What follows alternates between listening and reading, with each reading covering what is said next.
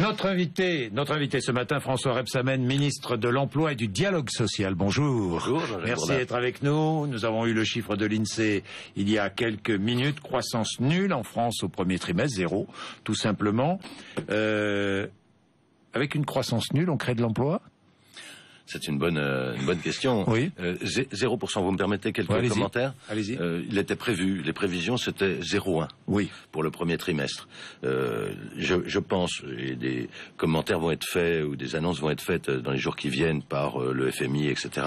Les prévisions de croissance qui concernent notre pays, 1% pour cette année, seront tenues? Seront confirmées. Vous pensez que le 1% cette année sera tenu? Oui, seront déjà confirmées par les instituts, OCDE et FMI, et ensuite tenu. Il y a eu l'année dernière, ça ne s'est pas vu, et on peut pas faire que le commentaire quand c'est mauvais de 0,1 et pas le faire quand c'est positif de 0,1.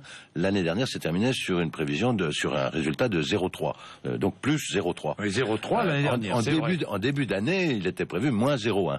Oui. Et il y a eu au dernier trimestre un fort rebond d'investissement. Oui. Donc le premier trimestre, au niveau des entreprises, est un léger recul de l'investissement, ce qui explique le 0%. Recul de l'investissement et recul de la consommation des ménages. Et recul de la consommation. Il y a les élections, je me permets de le dire, les élections municipales, ou les élections en général, c'est jamais un bon moment pour la consommation, la cohésion nationale, le développement. On voit toujours une période. C'est pas la faute des élections quand même si les gens ne consomment pas, c'est parce qu'ils n'ont pas de pouvoir d'achat. 0 ou 0,1, c'est vraiment l'épaisseur du trait. Et l'engagement qui est pris, 1%, il sera tenu. Bon. C'est important. Avec 0%, on ne crée aucun emploi, on en perd. Hein. Avec 0%, on ne crée pas d'emploi. On en perd.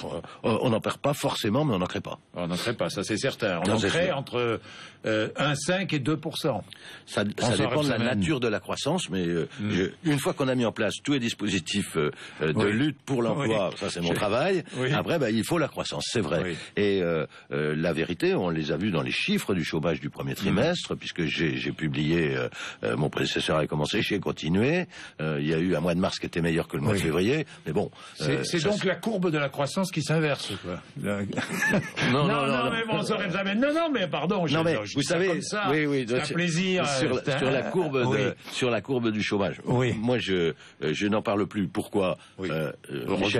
Michel Sapin avait promis l'inversion. Il l'a inversé. Moi, je le dis ici ce matin. Il l'a inversé. Et puis, ça stagne. Ça dépend des calculs. Mais on va pas discuter de ça. L'INSEE a dit l'année dernière moins 0,1. On va pas discuter de ça. Bon, voilà. OK. Mais vous allez considérablement l'inverser, si j'ai bien compris. Puisque vous nous dites moins de 3 millions de chômeurs à la fin du quinquennat. Il faut bien donner un objectif, quand même. Un cap. J'ai dit, d'abord, j'aime pas qu'on parle comme ça du chômage. En réalité, derrière le terme de chômage sont des hommes et des femmes, des chômeuses, des chômeurs, et c'est pas à vous que je vais le dire, puisque vous êtes vraiment ancré dans la réalité à travers tous vos interviews, toujours. Eh bien, ce sont des femmes, des hommes qui demandent de l'emploi, qui cherchent du travail, et c'est à cela qu'il faut penser. 3 349 000 aujourd'hui, c'est insupportable. Moi, c'est vraiment quelque chose. Donc, je voudrais diminuer le nombre de chômeurs. Voilà, je dis les choses assez simplement, et le ramener le plus près possible des 3 millions. Alors, je vais revenir aux solutions, le pacte de responsabilité, les propos tenus hier par Pierre Gattaz, qui était à votre place, le président du MEDEF, mais je voudrais regarder l'actualité du jour, le décret, on parle de patriotisme économique, de protectionnisme, un certain nombre d'investissements étrangers en France qui seront soumis à l'autorisation du gouvernement.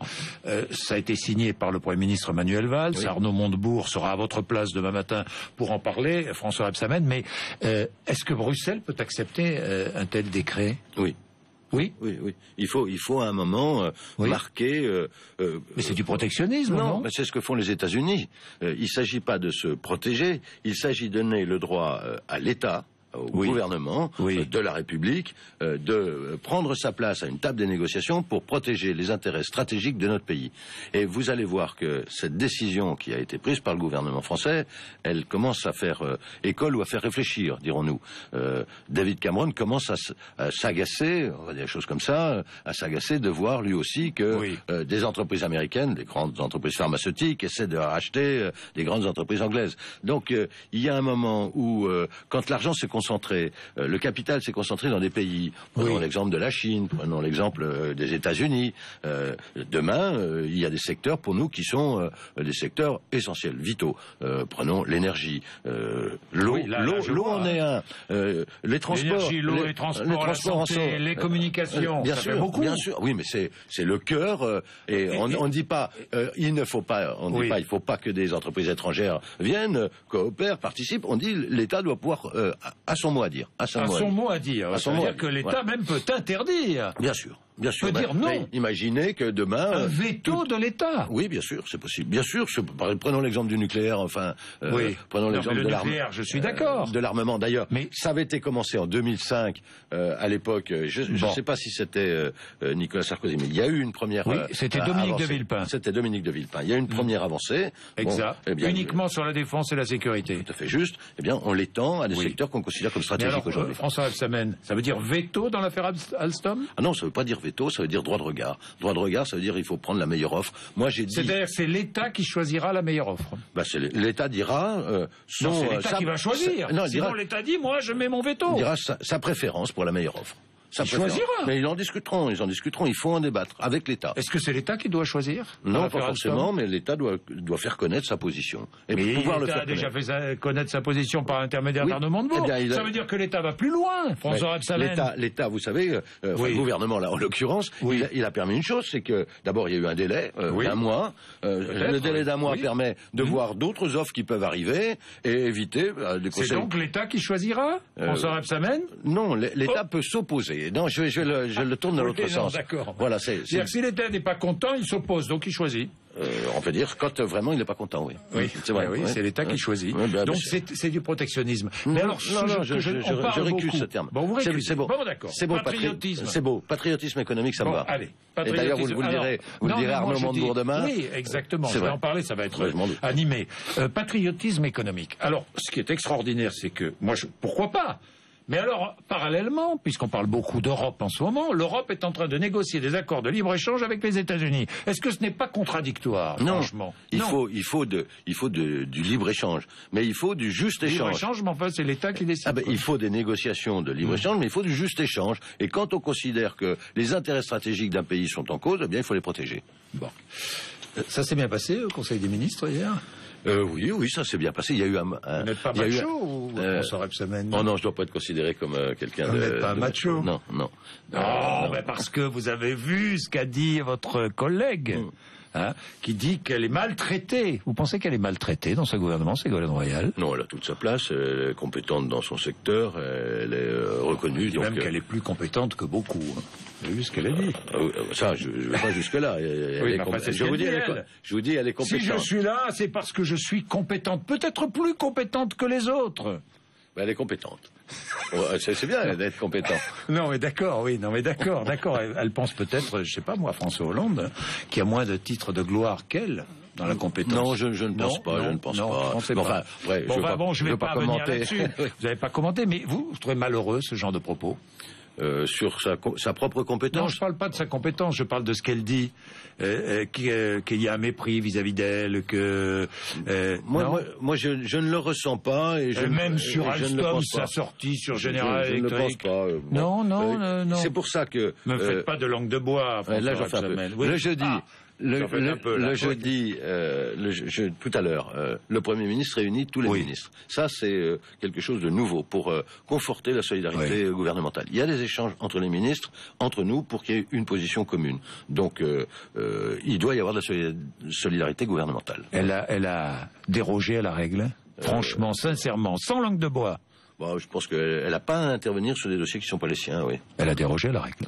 Elle a dérogé à la règle. Elle doit se limiter à ce dossier. Vous ne pouvez pas dire ça. Je ne pouvais pas dire ça, mais c'est ce que vous pensez. Alors, vous pouvez le dire.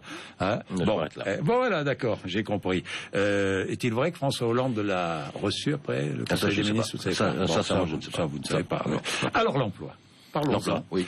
Parce que Pierre Gattaz était là hier. J'attends des félicitations parce que je me bats depuis 20 ans pour garder les emplois en France. Vous le félicitez? Vous félicitez le patronat? Je dis une chose qui est simple. J'ai été reçu par le MEDEF mardi soir.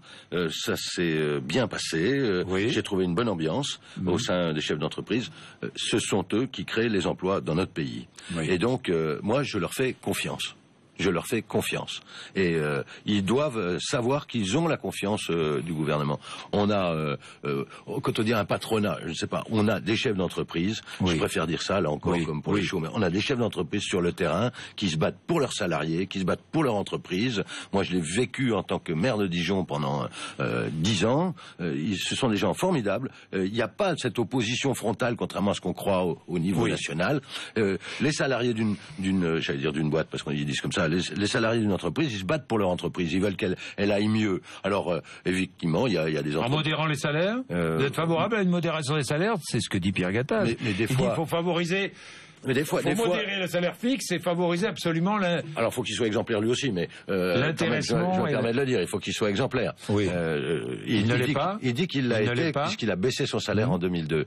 Donc, moi, je veux bien, mais il a une responsabilité plus grande que chef d'entreprise, il est le patron du MEDEF. Et donc, en tant que patron du MEDEF, il est plus regardé que les autres. Donc, ses faits sont analysés, non pas comme juste un chef d'entreprise qui réussit, puisqu'il dit que ce qui est vrai, son entreprise réussit. Faut-il modérer les salaires? Dans certains cas, oui. Je vais vous répondre, dans certains cas, oui. Il y a des négociations annuelles. Il y a des négociations annuelles dans les entreprises. Est-ce que le CICE ne va pas servir à des augmentations de salaire? Eh bien, j'ai des exemples et je compte, puisqu'il arrive là, le CICE, jusqu'au 15 mai. C'est formidable. C'est pour ça que je vous parle de ça. C'est la première fois, quand même, faut le rappeler, 20 milliards d'allègements de crédit d'impôt pour les entreprises. C'est une bonne mesure, applaudie par tout le monde. Voilà. Mais à quoi va servir l'argent? C'est la bonne question. J'ai rencontré, par exemple, les organisations syndicales, la CFDT, dans les entreprises où elles ont distribué à leurs représentants, aux représentants de la CFDT, mais les autres organisations syndicales en font pareil, une sorte de petit kit pour suivre ce qu'on fait du CICE, donc de ce crédit d'impôt. Alors, il y a plusieurs possibilités. La première, c'est d'investir ou de faire de la formation pour les salariés, d'embaucher des apprentis, c'est très important, l'apprentissage, ou d'augmenter les salaires, ou d'embaucher. Et toute la palette est possible. Mais il doit y avoir des contreparties. On les voit pas, les contreparties, parce que les négociations dans les branches sont à peine commencées. Elles commencent. Mais timidement, doucement. Oui, mais Pierre Gattaz le reconnaissait lui-même, il est peut-être fautif, les syndicats de salariés sont peut-être fautifs, je ne sais pas. Ça va se lancer. En juin, ça va décoller, les discussions dans les branches. Il faudrait que ça décolle un peu plus vite. J'en ai l'engagement du MEDEF, je le crois. Bon, d'accord. Il veut débattre aussi, Pierre Gattaz, sur un SMIC intermédiaire, avec les syndicats et avec vous. Vous êtes contre? Je lui ai dit qu'on touchait pas au SMIC. Il y a dans notre... Donc pas de SMIC intermédiaire. Non. Je lui ai dit, dans notre pays, il y a des règles. Et d'ailleurs, au moment où l'Allemagne est en train de se mettre un peu plus aux normes européennes, ce qui va nous aider en créant leur SMIC, et qu'on voudrait qu'il y ait un SMIC européen, je veux pas toucher au SMIC. J'ai compris ce que voulait dire Pierre Gattaz. Il veut dire... C'est mettre au travail des salariés qui n'arrivent pas à trouver d'emploi. Est-ce qu'on peut activer des dépenses passives, disons, de l'assurance chômage, pour compléter un effort qui serait fait par les employeurs? Ces idées-là, elles sont à étudier, et je dis oui, ça c'est... Donc un SMIC intermédiaire avec un abondement... Non, pas un SMIC intermédiaire. Alors un salaire moindre avec un abondement de l'État. Un salaire qui est du niveau du SMIC. Un salaire qui est du niveau du SMIC. Il ne peut pas y avoir autre chose que le SMIC. Pas autre chose. On est bien d'accord. Est-ce qu'il faut autoriser l'ouverture des commerces le week-end et après 21h sur la base du volontariat? Alors, Laurent Fabius est intervenu sur ce sujet. Il dit oui. Je lui ai dit qu'il y aurait, avant la fin de l'année, sûrement une loi. L'avantage... Attendez, je m'arrête là. Il y aura une loi sur ce texte, sur ce sujet avant la fin de l'année? Bien sûr. Il faudra légiférer. C'est important, ça. Il faudra légiférer. Il faut prendre son temps, il faut regarder où on en est dans les situations précises. Bien sûr. Aujourd'hui, il y a la possibilité, c'est un maire qui connaît, qui vous parle, il y a la possibilité, par exemple, d'ouvrir 5 dimanches par an. C'est suffisant ou pas? Écoutez, là, il y a eu un accord entre les organisations patronales et syndicales. Le ministre du Dialogue Social en est content, dans ma ville, qui dit 2 dimanches sur 5. Ils se sont mis d'accord sur 2 dimanches sur 5. Donc il faut élargir l'ouverture des commerces le dimanche. Non, pas forcément. Il faut vous le faites à Dijon. Mais il y en a 2 sur 5. Il y a 2 dimanches sur 5 où c'est ouvert. Donc laissons le dialogue se faire. Mais il y a des cas particuliers. Il y a des zones ultra touristiques. Et dans ces zones ultra touristiques, République, sur la base du volontariat. Moi, je vais dire les choses clairement. Sur la base du volontariat. Sur la base d'une revalorisation salariale. On ne travaille pas le dimanche sur les mêmes bases. Mais je pense qu'il faut étendre la possibilité d'ouverture de ces commerces dans ces zones-là. Oui, dans ces zones-là. Donc la loi... avant la fin de l'année. La loi, c'est pas l'extension généralisée du travail le dimanche. C'est non. Mais c'est un assouplissement, quoi. Dans les zones ultra-touristiques, bien sûr. Bien sûr, un assouplissement. Bien. C'est très intéressant.